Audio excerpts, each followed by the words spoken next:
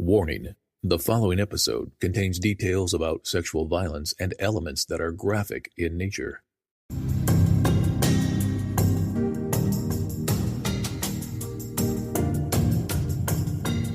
So when I'm talking to people about Lauren's tattoo, they always ask me, why did she choose the word breathe?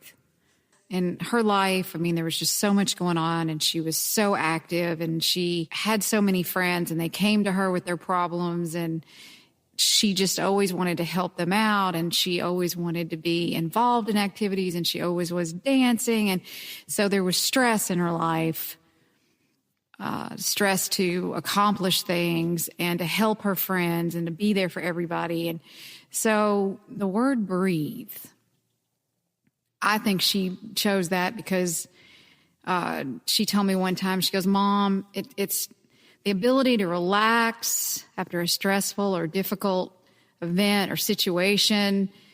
She said, "I look at my tattoo, I look at the word breathe, and it tells me to pull it together."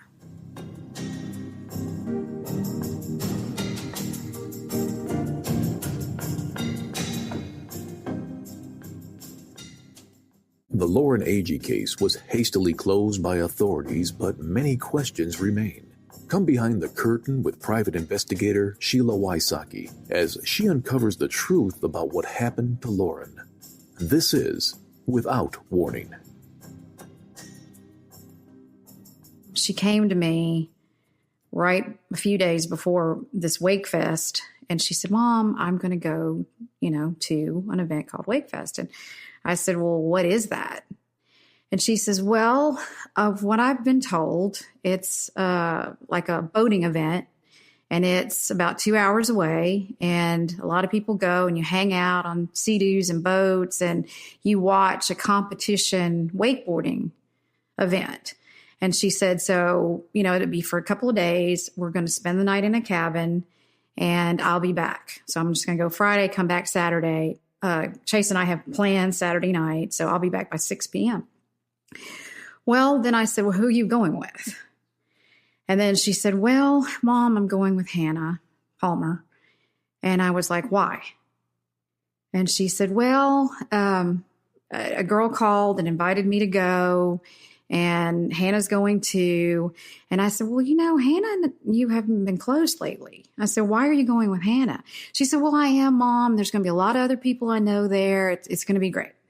Well, of course, I had my reservations, but she's 21, fixing to be 22. So, what, as a mom, you give them advice, but, sometimes they listen, sometimes they don't.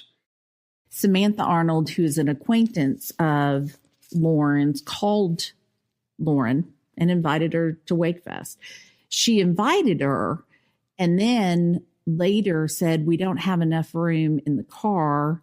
And that's how Hannah Palmer ended up driving with Lauren to Wakefest. Chase was Lauren's current boyfriend. He was in Hendersonville, Tennessee, expecting Lauren to come back. Chase and Lauren had plans to go to a party on Saturday night.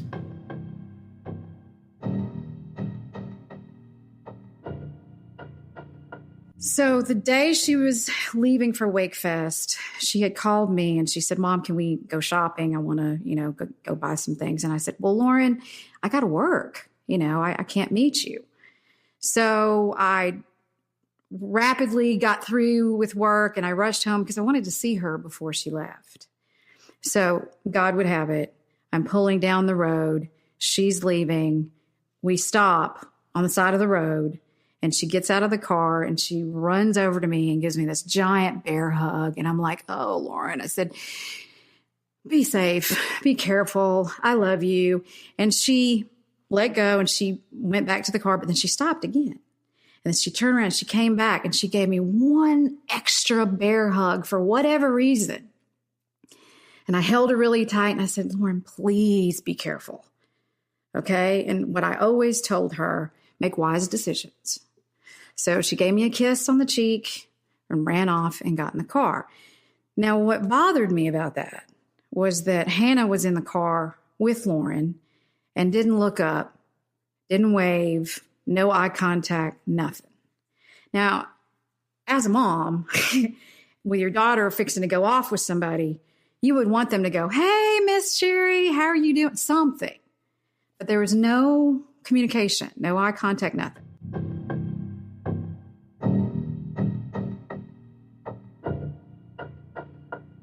When you drive to Wakefest, you go to Pates Ford Marina.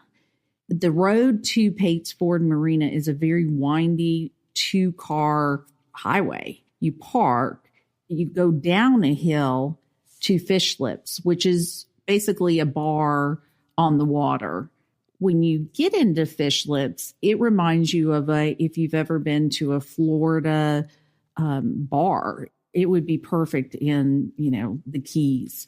It's got the decorations of fish and chairs that aren't quite level and tables that aren't quite level. And there's a lot of activity. Very friendly bartenders and owners. It's a very pleasant place. It reminds you of being on a vacation. When you go into Fishlips, you feel like you're on a vacation. You don't feel like you're in the middle of Tennessee. The store is like a little store that has a little bit of everything. So you don't have to drive a half an hour to Walmart to get something. Very quaint, though. When you walk down the pier, it's about 10 boats on both sides. At the end of the pier is a quite large houseboat. From that pier, you can look up and see the cliff. Lauren, Aaron, and Hannah were outside Fishlips most of the evening, and they walked to a houseboat, which is probably 9 or 10 deep, second to last houseboat, to get Chris Dowd, who was passed out on a houseboat. Join us on Patreon if you want to look behind the curtain and see what really happens in investigations. At the time of Wakefest, I was a deputy sheriff of White County, Tennessee.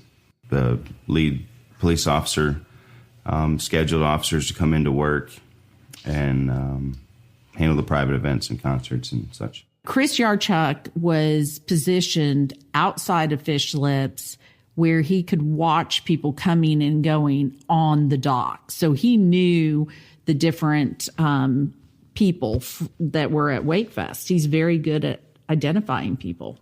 He has the background of a good investigator. He's seen a lot. He did water rescue.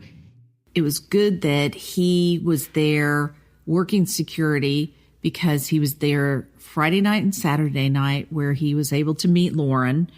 And then he was there the day that they found her body. He was one of the first responders on the scene. Chris Yarchuk is definitely commanding. When he walks into the room, you just know a presence is there. He's also a very emotional person. So you have a guy who's a police officer who's passionate about what he does. He is all about justice. He's a tall guy, 6'2". I'm sure the girls would think he's good looking. Chris Yarchuk had no authority as a police officer to make any decisions in Lauren's case. He thought that the case was going to be handled the way he would handle it. And he told law enforcement his thoughts. Yeah, I saw Lauren Saturday night several times at Fishlips after the Wakefest event had ended and the nightlife started. I was making my rounds, so I'd walk around the outside of Fishlips. And she saw me and just come running up and told me her name. And there were 3 of them sitting in the plastic Adirondack chairs, Aaron and Hannah. And then there was a little German Shepherd, 6-month-oldish dog with them. And then Lauren. And I didn't even realize Christopher was with them until later on. After Lauren spoke to Chris Yarchuk, she went with Hannah and Aaron to a houseboat. They stayed on the houseboat for a little bit and then went back to the cliff.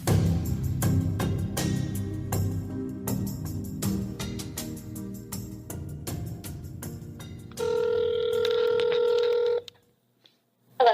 Hey, is this Jade?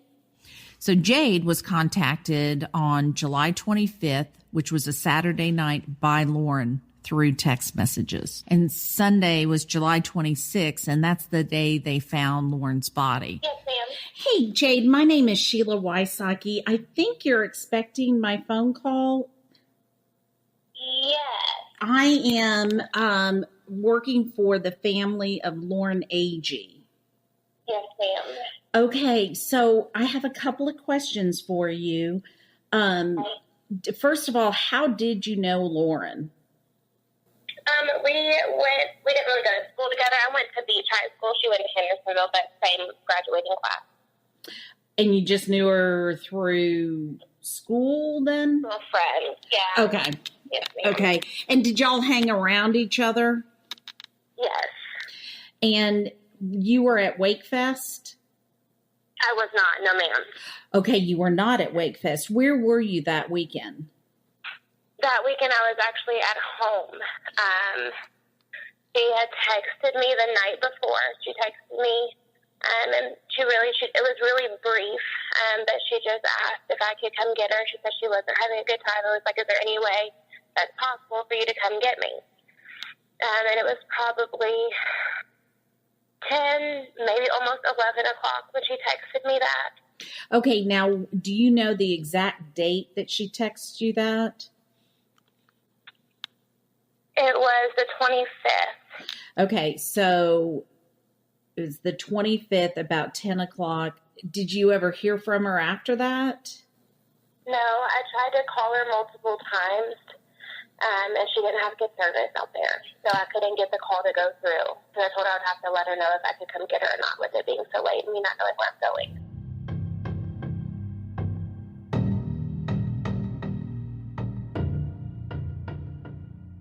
I've been on multiple body recoveries within 2 hours to up to 18 hours, and in some cases longer, and overnight, almost a day since a body went underwater.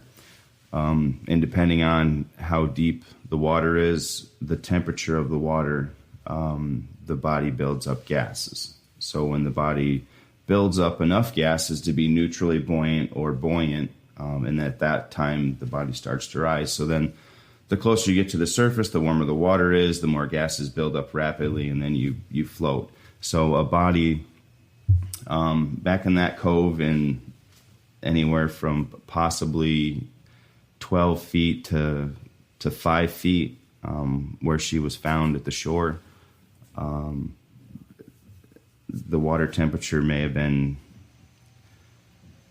78 to 83 degrees that day. You're not going to float. Even if you have drowned, you're not going to float from your bottom to the top of your head. You're going to be shoulders and head. From a distance, you saw bright pink and black, and upon getting closer, pink shorts and a black shirt, sleeveless, like a tank top. And she was at the water line from her bottom to top of her head. She was at the surface. One thing you said about the cove, though, that's a good place to place a body, don't you think? Oh, absolutely. It's out of line of sight from the marina. It's out of line of sight from normal boat traffic, excluding someone putting in just further west and north of the marina. There's a little boat ramp, and that's hardly ever used there. It's pretty steep, and it's a shallow launch, so it's you could lay something on the side of that bank and no one would see it for weeks probably.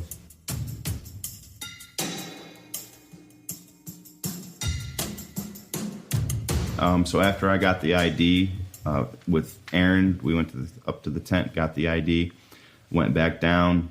Aaron and Chris were in a boat with Harry and Ryan, mm-hmm. and I had a TWA officer take me to Hannah immediately, and that's when I audio taped on my iPhone our conversation on the front of the houseboat. Venture X from Capital One is the travel card for people always asking, where next? You earn 10x miles on hotels and rental cars and 5x miles on flights booked through Capital One Travel, and 2x miles on everything else you buy with Venture X. Plus, receive premium travel benefits like access to over 1,300 airport lounges. The Venture X card from Capital One. What's in your wallet? Terms apply. See CapitalOne.com for details.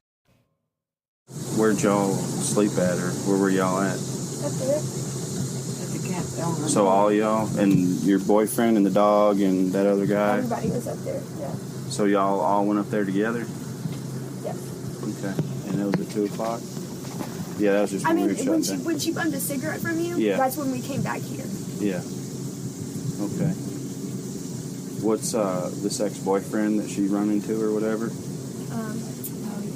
But she has he has a new girlfriend. He has nothing to do with it. But one of the guys said that she tried to talk to him, or they were fighting, or he pushed her away, or walked away from her. Well, she said that she went up and had confronted them, but she's full of drama. So okay. That's what I mean. Just being around it today and hearing, that's what I heard too. I don't know. I wasn't even down there last night, but that's what I heard this morning too. Okay. That she had. How many of y'all slept up there last night? 4 of us. So, your boyfriend, the dog, that other cat with the long blonde hair? Yeah, and her. And y'all, would you canoe over there? Okay. And she was fine. Y'all slept in the tent, all of you together, 4 of you? No, us 2 slept in the tent. Her and Chris slept in like a hammock. Yeah. And which one's Chris? Chris? He woke up, blonde hair. The guy that was wearing like the Bieber hair, swishy blonde. Probably. Your boyfriend's got the longer hair, right? Yeah, you saw me with him. Okay. The fully tatted guy's Chris. Skinnier, fully tatted. Tall. Okay. Yeah, it was. So him and her slept in a what? A hammock. And he said. Oh, okay.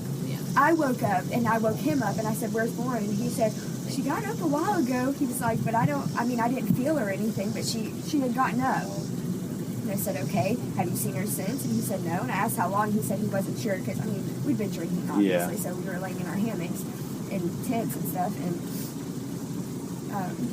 did you guys go to a houseboat after, or walk the dock, or do anything after you left the bar? Yeah, when we left the bar, when you last saw her, we walked all the way down, got in the canoe, and went up there. Okay. And she was fine when we went. I know she probably went to pee, but she didn't have her shoes, she didn't have her keys, wallet, phone, and she would not leave without that stuff, you know? Yeah. I've known her since I was 10. I know she wouldn't leave without that. Okay. All right. Well, EMS is over there, and the DeKalb County Sheriff's Department's over there. My jurisdiction stops at that point, and so it's not out in my county. So we'll go see if we can make a positive ID. Did you have a shirt on that you know of? What color shirt, or no? So barefoot. For some reason, last I remember her, she had a white jacket that was still up there. When I went up there, it was still up there. And she had a black tank top and pink shorts. Okay. But her jacket thingy was up there. Okay. So I think a black tank top, pink shorts is what she had, unless she changed before we could evacuate. Are you from Hendersonville also? We live in the same neighborhood. Okay. So the whole group came here together. Well, we don't know anything yet. Y'all don't know if she has pink shorts on. I have not been over there. What do we have to do? We have to go there and ID. Oh no, we got an ID of hers. Yeah, I went up with your boyfriend to the campsite. We got a DL right now, and we'll have to wait. We got her ID. So if it is or isn't, we can determine. When they EMS has to do whatever they're doing with the person and all that. So that's all we know.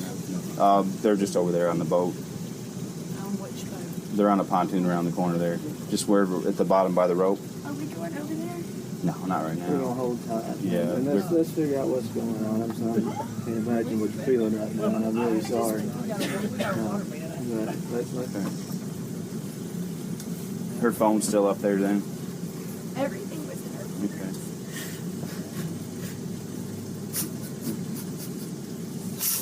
Take some deep breaths. We don't know anything yet, so.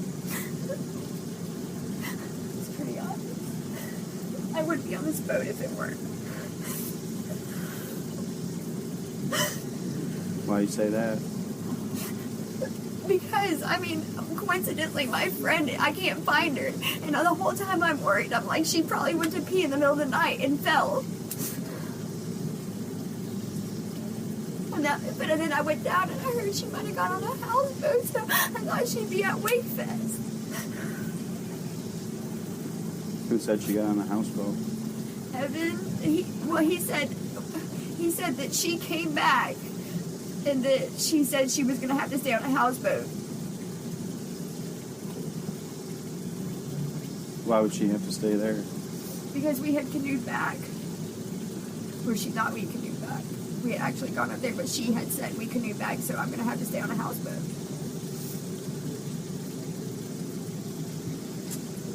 Now, I didn't follow that. So y'all came back without her, and she She said, thought we left her. here at the campsite. Yeah. Okay. She thought we had left her at the bar. Okay.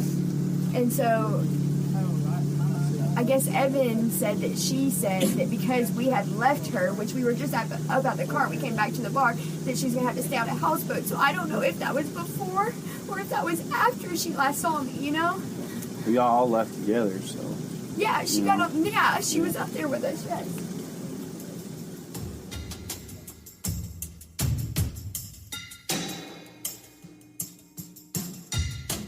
When you take the canoe from the houseboat and you paddle over to the cliff, you go to the left side of the cliff, the back side.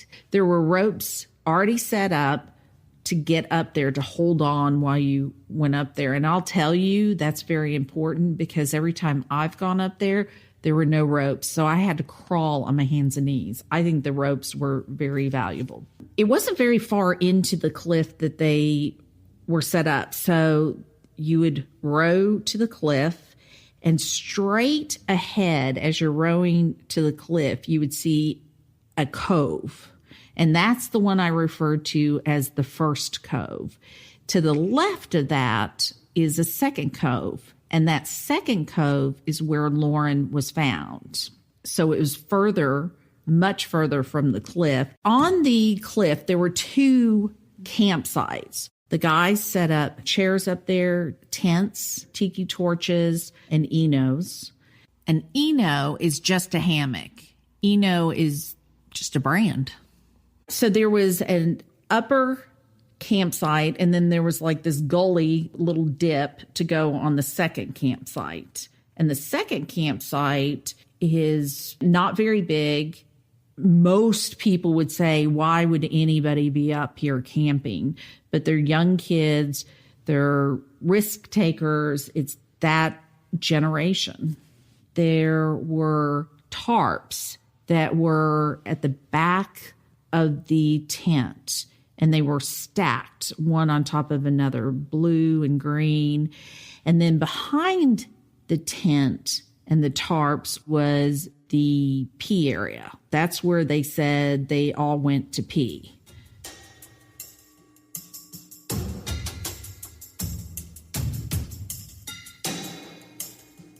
I had went with Aaron to the campsite initially, and he tried to walk me to the tent. And I saw hammocks and chairs, so the first thing I came to was that little bluff section. So I walked up there first, just to see. The first articles of clothing that I recognized walking up to the campsite were Lauren's shoes, the black flip-flops with the rhinestones, and then a zip-up sweater that she had on, hoodie that she had with her that night. Shoes were in front of the chair, placed like she just slipped them off, and then the sweater was placed over the back of the chair. Then later on, in a photograph, I noticed that all of those items were in front of the tent on the ground, just kind of laid in order. Staged? Would you say staged? I mean... Moved. They weren't where they initially were, or she had last left them. And I don't know if that's the picture they're using as this is what we found. Well, if it is, they're damn liars. So where was the dog? We have always wondered where the dog was. The one that you saw, you don't know? I hadn't seen the dog since Saturday night. Virginia is a German Shepherd that is an emotional support dog for Aaron Lilly. When we went up there to get the ID out of the tent, there was no dog up there. First thing that threw a red flag up to me was them waiting. I looked at them as we passed, and we made that right-hand turn to go back in the cove, and then they're paddling, yelling about their friends missing. The only time you're going to report it is when law enforcement is en route to the body.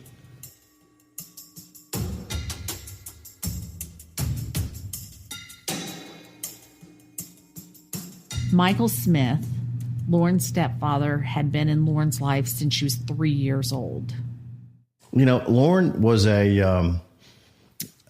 she was a Mustang. She was hard to put a bridle on her. And so as a parent, that was always a challenge. But, you know, we had those awkward early teenage years, and she had gotten through really all of that, all of us unscathed, all friendly, all talking still. And I thought that was a great accomplishment. And we were just entering into a new phase where Lauren and I were becoming really good friends. And I don't know. I think that's what I'll probably miss the most, because I knew that friendship was really, really starting to develop. So Lauren was 21 years old. She was vivacious. She was young. She was a little dynamite, like her mom. She's got that very big personality, and she would not back down. And she was very solid in what she believed. Lauren was 5'4", weighed between 110 to 115 pounds, black hair, good figure, great skin. Lauren was very fit. She was a dancer. She had great balance. She was athletic, very steady on her feet, but very light on her feet. Lauren was a lifeguard at one point in her life, so she understood water, rescue, how to handle the water. Lauren could swim.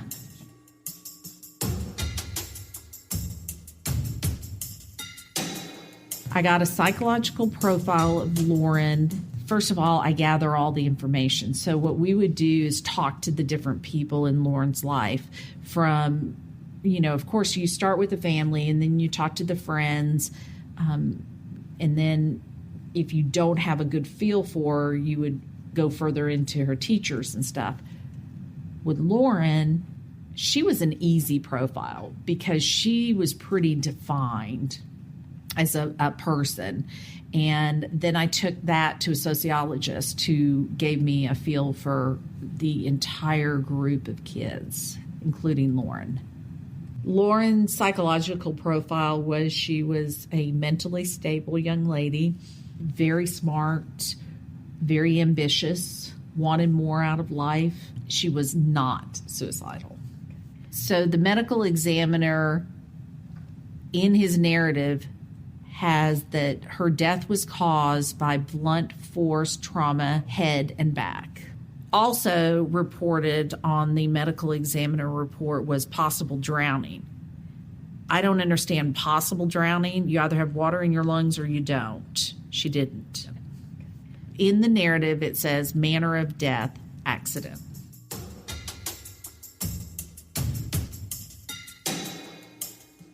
Lynn is one of the witnesses that found Lauren's body. He is the kindest person who cares so much about the case, and he was deeply affected by finding her body.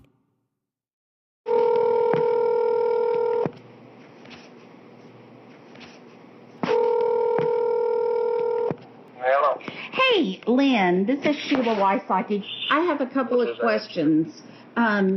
You and your son were the ones that found Lauren, correct? Right. And she was face down when you found her, or was she face up? Face down. Mm-hmm. I don't know if you've been there. Oh, I've been there several times. Okay. Well, it was the left side, and we just pulled right back up there as far as you could go on the left side, and I looked over there, and I saw something that was a color that wasn't natural. It was a bright color that caught my eye, you know. Right. And we had already stopped. Dylan had started fishing, and I couldn't get that off my mind. And I asked Dylan, I said, what's that laying over there? He said, I don't know, somebody just threw something out, I guess. But we got a little close enough to see that it was a person. And she was floating face down. I remember her hair was floating in the water. Mm-hmm. All I could see was her, she had on a bright color, I guess, shorts or bottom. They were like I don't know what you call the color, a bright pinkish color, I guess, pinkish orange. Now, I understand your son is an EMT person. Did he think anything unusual about the way you found her? Well, the only thing he said, which I'm not used to dealing with stuff like that, and I about died myself. Oh, I'm sorry. That drove me crazy. But of course, he sees more things than a lot of people, so it didn't disturb him as much as it did me. But my first instinct was, we got to get her. I could tell it was a her, I assumed it was a her because of the long hair and the clothes, I said, we got to get her. And he tried to calm me down. He said, Dad, there's no need, and we don't need to touch her. He said, it's too late. But he assured me that there was nothing we could do. When the 𝐇𝐎𝐿 got there,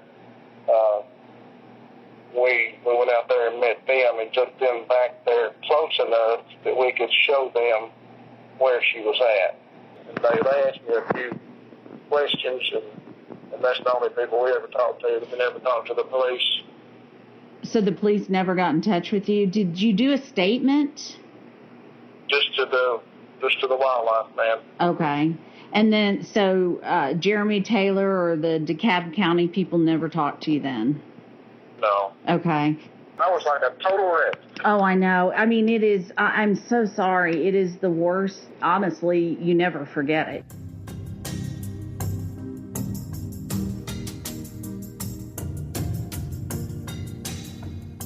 Brian Agee is Lauren's biological father. Lauren Agee's parents were divorced. Brian Agee's family calls Lauren Taylor. So you'll hear Brian Agee say Taylor. Sherry and her side of the family call her Lauren. So Lauren's friends will call her either Taylor or Lauren. The last time I talked to her was the Friday that she was going. And she had stopped and leaving, and her mother jumped out of the car and said, oh, wait a minute, she's leaving, going to Wakefest. I said, going where? And so I said, well, let me talk to her. And I told her, I said, hey, I've got stuff in the car. I'll be available. I'll be, within a mile of your house as of tomorrow. So, and that would have been on the 24th of July.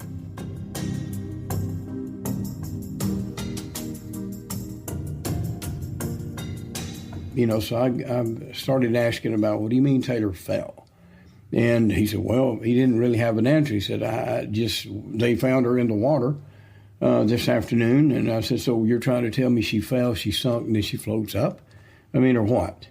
And, and so I'm like, well, what kind of injuries did she have? He said, well, there's a place that was on her head. And I said, so where is she? He said, well, she's here. I said, I want to see her.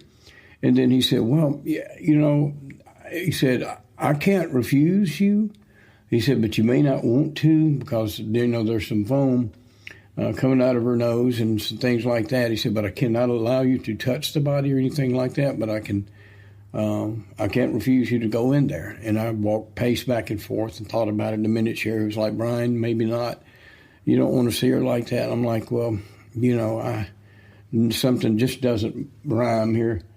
And so that's all I can recall at that moment, and trying to ascertain as to what really was going on. It just didn't rhyme.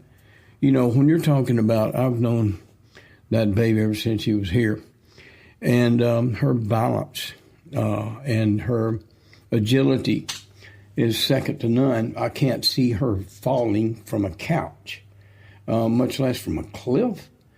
So I had questions then, and of course the shock of it all, and no answers and disbelief. Just was kind of floating to the next stage. That what do we do now? Well, we go get the car. What do we do? What do we do? Join us on Patreon if you want to look behind the curtain and see what really happens in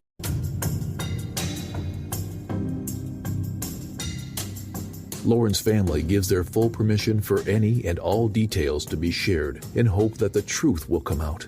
If you know anything at all, call 1-888-599-0008 or email tips@SheilaWysocki.com.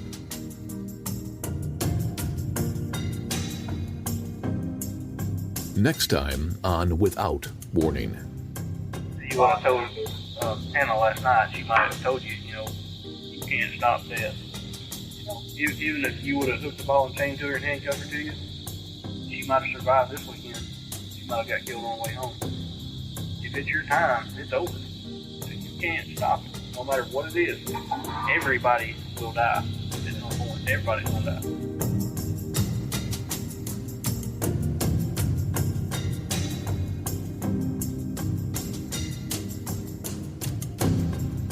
Without Warning.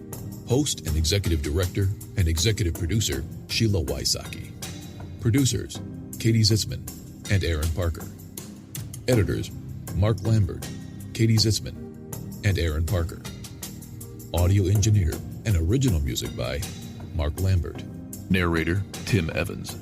Mixing and mastering by Resonate Recordings.